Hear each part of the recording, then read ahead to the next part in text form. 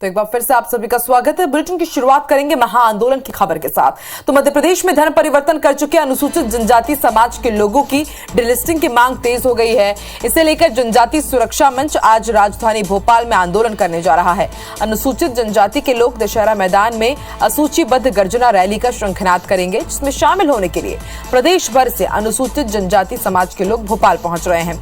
जनजाति सुरक्षा मंच की मांग ये है कि जो धर्म परिवर्तन कर ईसाई या मुस्लिम बन चुके हैं उन्हें आरक्षण की श्रेणी से बाहर कर दिया जाए।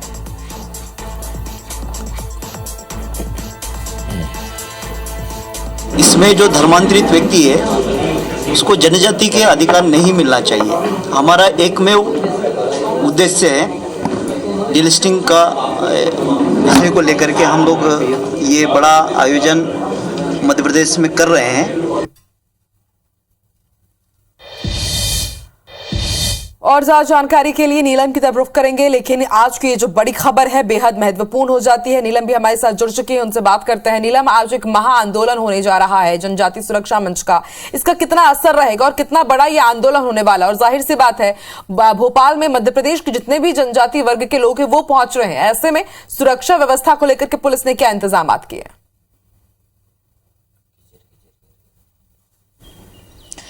जी बिल्कुल, देखिए एक बड़ा आंदोलन जनजाति समुदाय की तरफ से आज जो है देखने को मिलेगा, जिसमें प्रदेश भर के सभी जिलों से जो जनजाति समुदाय के लोग हैं वो शामिल होने जा रहे हैं। गर्जना रैली का नाम दिया गया है इसे, और जाहिर तौर पर हजारों की संख्या में जो जनजाति समुदाय के लोग हैं वो पहुंचने वाले हैं। अगर हम बात करें इनकी मांगों की, तो डीलिस्टिंग की मांग कर रहे हैं। डीलिस्टिंग यानी कि ऐसे जनजाति लोग जो अब जो है किसी दूसरे धर्म में परिवर्तित हो चुके हैं, पर उन्हें फिर भी जो जनजाति समूह के आरक्षण का जो लाभ है वो अब भी मिल रहा है। तो इसी डीलिस्टिंग की मांग को लेकर के ये गर्जना रैली निकाली जा रही है। अनुच्छेद 342 का यहाँ पर उल्लेख किया गया है कि उसके तहत कोई भी प्रयोजन नहीं है। लंबे समय से ये मांग की जा रही है कि ऐसे लोग जो दूसरे धर्म में जनजाति समुदाय से चले गए हैं पर दोहरे आरक्षण और दोहरी जो उनको सुविधाएं मिलती है उसका लाभ लगातार वो उठाते हैं, तो जनजाति समुदाय के लोग ने इस मांग को लेकर के आज गर्जना रैली यहाँ पर की जा रही है। अगर हम बात करें कि ये कितनी अहम हो जाती, तो बिल्कुल ये बहुत अहम हो जाती, क्योंकि मध्य प्रदेश में ये साल जो है चुनावी साल है और हम लगातार देख रहे हैं कि चाहे बीजेपी दल हो या कांग्रेस हो, दोनों ही जो राजनीतिक पार्टियां हैं वो जनजाति समुदाय को लेकर के कुछ ज्यादा ही फोकस नजर आ रही है। लगातार उन समुदाय के लोगों को टारगेट करने का काम किया जा रहा है, उनके लिए योजनाएं बनाई जा रही है। और अगर हम बात करें बीजेपी या अभी की सरकार की, तो जो बीजेपी 2018 में जनजातीय समुदाय के जो विधानसभा सीट है वहां पर हारने के कारण ही उसके हाथ से सत्ता गई थी, तो लगातार इस पूरे वर्ग पर बहुत ज्यादा ही फोकस किया जा रहा है। और ऐसे में चुनावी साल में इतनी बड़ी रैली निकलना बेहद अहम माना जाता है। वहीं अगर हम बात करें सुरक्षा की, तो काफी सैकड़ों की संख्या में पुलिस बल को भी यहाँ पर तैनात किया गया है। भेल के दशहरा मैदान के अगर हम आसपास की बात करें तो वहां पर पुलिस व्यवस्था रहेगी। इसके अलावा सुबह 8 बजे से ही जो है मार्गों को परिवर्तित किया जाएगा। लोगों को पहले ही जो है ये निर्देश दिए जा चुके हैं कि सुबह 8 बजे के आसपास और दिन भर जो है उस रास्ते पर गुजरने से बचे, क्योंकि काफी ज्यादा बड़ी संख्या में वहां पर लोगों को आना जाना रहेगा। ऐसे में ट्रैफिक व्यवस्था को भी परिवर्तित किया गया है। जी शुक्रिया नीलम पूरी जानकारी के लिए। फिर आगे बढ़ते हैं, रुक करते हैं कुछ दूसरी खबरों का। मध्य प्रदेश में आज कई सियासी गतिविधियां तेज रहेंगी। युवाओं से जुड़ने के लिए मुख्यमंत्री शिवराज सिंह चौहान ने नई पहल की है। आज वो सुबह 10 से 10:30 के बीच इंस्टाग्राम पर भांजा भांजी से संवाद करेंगे। शिवराज आज हैदराबाद में सम्राट विक्रमादित्य उत्सव में भी शामिल होंगे। दूसरी तरफ पूर्व सीएम और पीसीसी चीफ कमलनाथ आज शिवपुरी दौरे पर रहेंगे। कमलनाथ पोहरी के बैराड़ में जनसभा को संबोधित करेंगे और पार्टी के पक्ष में माहौल बनाएंगे। 2 हफ्ते पहले ही पार्टी ने जिलाध्यक्ष बदला है। आपको बता दें कि सत्ता परिवर्तन के बाद हुए उपचुनाव में कांग्रेस पोहरी सीट हार गई थी, इसलिए कांग्रेस इस सीट को जीतने के लिए पूरा जोर लगा रही है।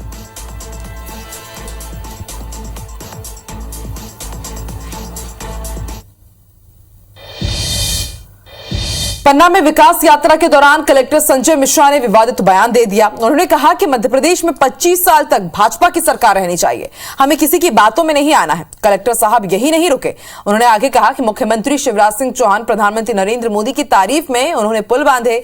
ऐसे में विकास यात्रा में अधिकारियों की उपस्थिति पर सवाल उठना जायज सा लग रहा है। हमारे प्रधानमंत्री जी का सपना है कि जब शताब्दी मिले तब भी यही सरकार रहे। पहले आपको अगले 25 साल तक इसी शिद्दत से, इसी मेहनत से आपको इस सरकार के साथ आपको बने रहना है। किसी के भटकाने, किसी के भरमाने में आने की बिल्कुल जरूरत नहीं है, क्योंकि ये सरकार पहली बार है। तो विकास यात्रा पर कांग्रेस लगातार सवाल उठा रही है। कांग्रेस ने अफसरों को कानूनी नोटिस थमाना शुरू कर दिए हैं और इंदौर कलेक्टर, संभाग आयुक्त, निगम आयुक्त को कांग्रेस नेताओं ने कानूनी नोटिस दिया है। कांग्रेस का आरोप है कि इंदौर में विकास यात्रा के दौरान अधिकारी भाजपा का प्रचार कर रहे हैं, जबकि भारतीय प्रशासनिक सेवा अधिनियम के तहत आईएएस अधिकारी को न्यूट्रल होना चाहिए, लेकिन इंदौर में कलेक्टर, संभाग आयुक्त और निगम आयुक्त विकास यात्रा निकाल रहे हैं। वहीं अपने ऑफिशियल ट्विटर हैंडल से भाजपा नेताओं का प्रचार कर रहे हैं। मामले पर भाजपा का कहना है कि कांग्रेस ने कोई विकास कार्य नहीं किया है। कांग्रेस नेताओं के पास घर में बैठकर आरोप लगाने के अलावा कोई काम नहीं बचा है। अगर मैंने मुंह खोला, भारतीय जनता पार्टी का संगठन और भारतीय जनता पार्टी के संगठन को मदद पहुंचाने के लिए यदि आईएएस अधिकारी जो इंदौर के सबसे वरिष्ठ हैं वो इस तरीके से अगर समर्थन में आ जाएंगे तो मैं समझता हूं नीचे का अमला भी पूरी तरीके से भारतीय जनता पार्टी मय हो जाएगा। तो मेरी यही आपत्ति है कि इस प्रकार से शीर्ष अधिकारियों ने 1968 के भारतीय प्रशासनिक सेवा की नियमावली का जो उल्लंघन किया है वो घोर आपत्तिजनक है। बुरहानपुर जिले की नेपानगर विधायक सुमित्रा कासडेकर के लापता होने के पोस्टर ग्राम झांझुर में लगे हुए हैं। इसके बाद सियासत भी गर्मा गई है। पोस्टर किसने और क्यों लगाया, कोई जानकारी नहीं चल सकी है। बता दें कि इलाके में मंत्री प्रेम सिंह पटेल ने विकास यात्रा का शुभारंभ किया है। ऐसे में पोस्टर की पॉलिटिक्स की जा रही है।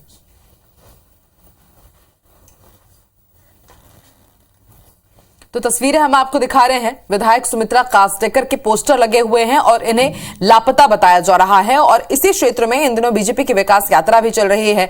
ऐसे में इसको लेकर के अब सियासी सरगर्मियां भी काफी तेज हो गई हैं। हालांकि ये अभी तक नहीं पता चल पाया है कि पोस्टर किसने लगाए हैं और क्यों लगाए हैं।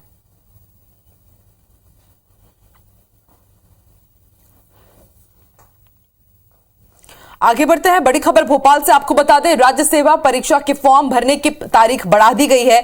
एमपीपीएससी ने इसके लिए बाकायदा नोटिस भी जारी कर दिया है। अब अभ्यर्थी 16 फरवरी तक फॉर्म भर सकते हैं। इससे पहली तारीख 9 जनवरी तक की थी। राज्य वन सेवा परीक्षा 2022 की भी तारीख बढ़ा दी गई है फॉर्म भरने की। नेटवर्क में हम लगातार देख रहे थे कि दिक्कतों का सामना करना पड़ रहा था अभ्यर्थियों को। उसके बाद ये बड़ा फैसला, अब 16 तारीख तक यानी कि 16 फरवरी तक आप फॉर्म भर सकते हैं एग्जाम्स के।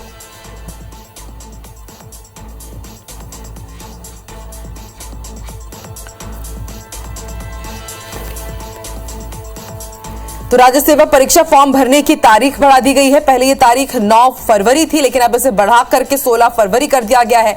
नेटवर्क में दिक्कत था और सर्वर जो था हमेशा ठप रहता था। इस कारण काफी अभ्यर्थियों ने इसको लेकर के शिकायत की और आवाज उठाई कि जो एग्जाम फॉर्म भरने की डेट है वो आगे बढ़े, और अब इसे बढ़ा करके 16 फरवरी कर दिया गया है।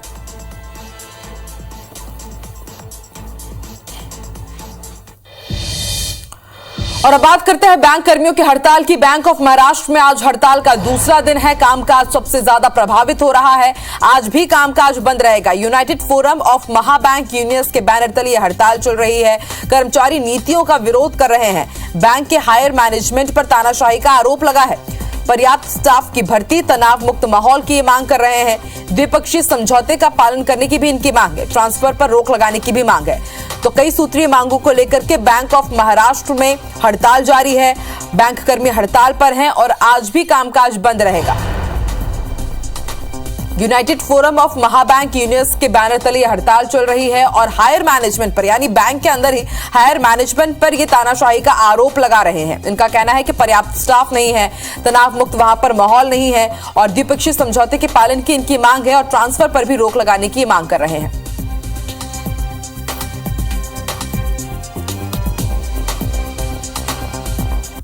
ग्वालियर क्राइम ब्रांच ने एनएचएम संविदा परीक्षा का पेपर लीक मामले में बड़ा खुलासा किया है। पुलिस के मुताबिक पेपर लीक करने वाले गैंग ने दोनों पालियों का पेपर लीक कराया था। गैंग मेंबर्स को एक परीक्षार्थी पर 15,000 रुपए कमीशन मिलता था। गैंग ने पेपर सॉल्व कराने के नाम पर परीक्षार्थियों को फंसाया। मामले में 8 आरोपी और 26 परीक्षार्थी इस वक्त हिरासत में हैं। पुलिस गैंग के सरगना पुष्कर पांडे समेत 2 आरोपियों की तलाश में जुटी है। आरोपियों की लोकेशन हरियाणा के सोनीपत, प्रयागराज और बिहार में ट्रेस हुई है। वहीं 5 आरोपी पुलिस रिमांड पर है। पुलिस आज 3 आरोपियों की रिमांड फिर मांगेगी।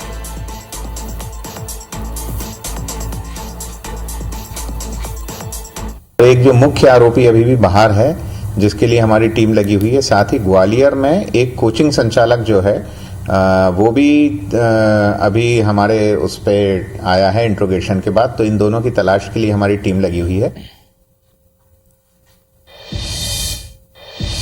बड़ी खबर आपको इंदौर से बता दें, रेल यात्रियों से जुड़ी हुई बड़ी खबर। 22 ट्रेनें रद्द हैं और रेल लाइन दोहरीकरण के चलते 22 ट्रेनों को रद्द कर दिया गया है। इंदौर उज्जैन के बीच रेल लाइन का ये काम चल रहा है। 11 से 24 फरवरी तक ट्रेनें रद्द रहेंगी। भोपाल इंदौर एक्सप्रेस, कोटा इंदौर एक्सप्रेस भी प्रभावित रहेगी। महू इंदौर स्पेशल, इंदौर नागदा स्पेशल प्रभावित है। महू रतलाम स्पेशल, महू नगर स्पेशल भी प्रभावित रहेगी। तो रेल यात्रियों की परेशानी का सबब खत्म होने का नाम ही नहीं ले रहा है। एक बार फिर से 22 ट्रेनों को रद्द कर दिया गया है। रेल लाइन दोहरीकरण के चलते 22 ट्रेनें रद्द की गई है। इंदौर और उज्जैन के बीच रेल लाइन का काम चल रहा है और 11 से 24 फरवरी तक जो ट्रेनें हैं वो रद्द रहेंगी। भोपाल इंदौर एक्सप्रेस, कोटा इंदौर एक्सप्रेस प्रभावित रहेगी। इसके साथ ही महू इंदौर स्पेशल, इंदौर नागदा स्पेशल भी रद्द है। महू रतलाम स्पेशल, महू नगर स्पेशल भी रद्द होगी ट्रेन 11 से 24 फरवरी तक।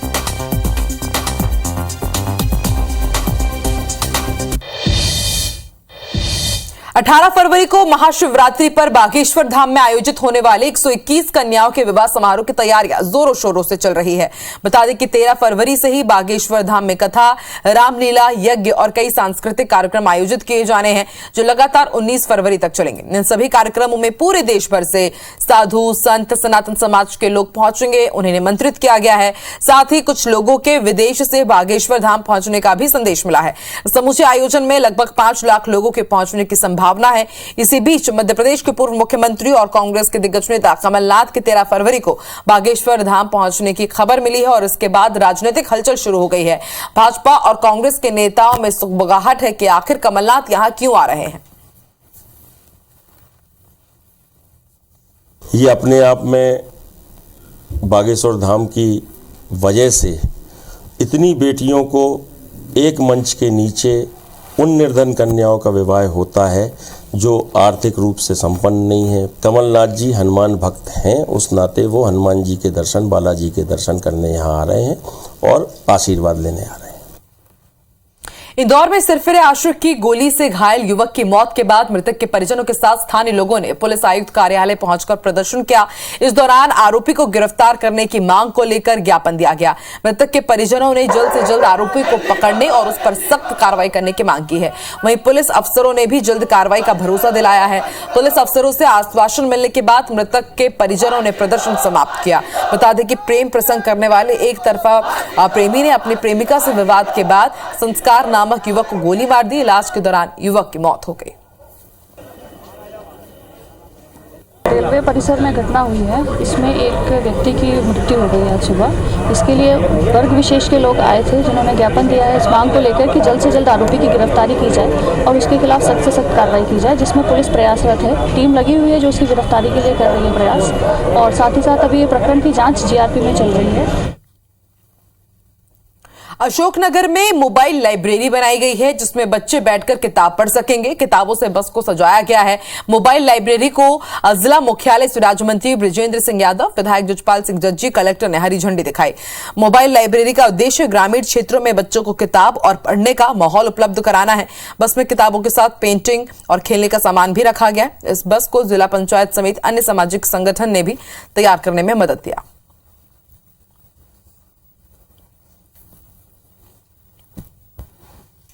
आज जिला प्रशासन अशोकनगर द्वारा विकास यात्रा 2023 के उपलक्ष्य में हम लोगों ने किताब गाड़ी की शुरुआत करी है। ये मोबाइल लाइब्रेरी है, हर स्कूल में जाएगी।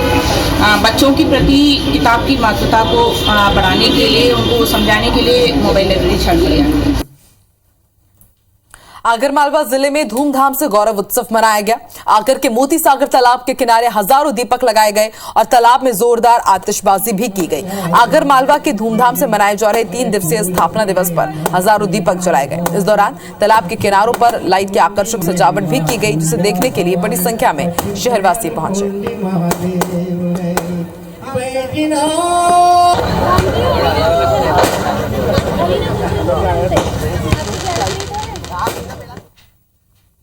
इंदौर नगर पालिका निगम ने 20 बड़े डिफॉल्टर बकायादारों की लिस्ट जारी की है और इन पर 53 करोड़ की रकम बकाया है। उनके खिलाफ अब नगर निगम बड़ी कार्रवाई की तैयारी करने जा रहा है। रिपोर्ट देखिए। इंदौर नगर पालिका निगम जल्द बड़े बकायेदारों के खिलाफ कार्रवाई करने जा रही है। असल में इंदौर नगर पालिका निगम को अब राजस्व घाटे की चिंता सताने लगी है। इंदौर नगर पालिका निगम ने 20 बड़े डिफॉल्टर बकायेदारों की सूची जारी की है, जिन्होंने अब तक बकाया संपत्ति कर नहीं भरा है। इन पर 53 करोड़ की रकम बकाया है। इन बड़े डिफॉल्टर में Yashwant Club, Treasure Island Mall, GSITS college और ब्रिलियंट कन्वेंशन सेंटर भी शामिल है। अधिकारियों के मुताबिक सभी बड़े बकायेदारों को लगातार नोटिस दिए जा रहे हैं। राजस्व वसूली का काम है, वो चूंकि वर्ष अंत चल रहा है, उसकी तैयारियां भी लगातार चल रही है। ऐसे बड़े बकायेदारों को चिन्हित किया गया है जिन्होंने अपने टैक्स नहीं पे किए गए हैं। इसको लेकर के लगातार टीम तैयारी कर रही है। इस वित्तीय वर्ष में नगर पालिका निगम को 700 करोड़ की राजस्व वसूली करना है, लेकिन ये टारगेट अब तक 50% तक ही पहुँच पाया है। लिहाजा बड़े बकायेदारों के खिलाफ सख्त रवैया अपनाते हुए इनसे राजस्व की वसूली की जाएगी। और गुड मॉर्निंग मध्य प्रदेश में फिलहाल इतना ही। आप कहीं मत जाइए, आगे देखिए मध्य प्रदेश छत्तीसगढ़ की बड़ी खबरें फटाफट अंदाज में, और उसके ठीक आगे देखिए सितारे हमारे। मुझे दीजिए इजाजत, नमस्कार।